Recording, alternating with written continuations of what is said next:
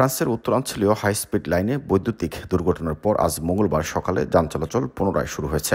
সোমবার সকালে উত্তর ফ্রান্সে বিদ্যুৎ বিভ্রাটের ফলে হাই স্পিড লাইন ক্ষতিগ্রস্ত হয়, যার ফলে প্যারিস, সাউথ দু ফ্রান্স এবং ইউরোপীয় অন্যান্য দেশের কয়েকটি গন্তব্যের মধ্যে টিজিবি, থালিস এবং ইউরোস্টার ট্রেন বাতিল করা হয়। লো প্যারিজেনে প্রকাশিত এক প্রতিবেদনে বলা হয়েছে, মঙ্গলবার ভোরে যাত্রীদের আরও খারাপ পরিণতি ভোগ করতে হয়েছে। সোমবার সারাদিন বিদ্যুৎ বিভ্রাটের কারণে উত্তর ফ্রান্সে কিছু টিজিবি ট্রেন বাতিল এবং বিলম্বের ফলে ট্রেন চলাচলের বিঘ্ন ঘটে। এসএনসিএফের মতে ভ্যালেন্সিয়ান্স, ডানকার্ক এবং আরাসের মধ্যে প্রথম হাইস্পিড ট্রেনগুলো মঙ্গলবার সকালেও চলাচল করেনি। প্যারিস এবং আরাসের মধ্যে ট্রেনগুলো কোনো দিকেই চলাচল করছিল না। সকাল 8টার আগে আরাস থেকে লিল ও বুলন-সোর-মেরে যাতায়াত করাও অসম্ভব ছিল।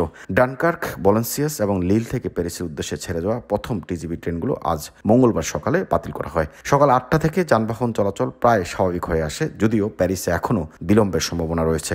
লন্ডন, ব্রাসেলস এবং আমস্টারডামগামী যাত্রীদের জন্য সুখবর।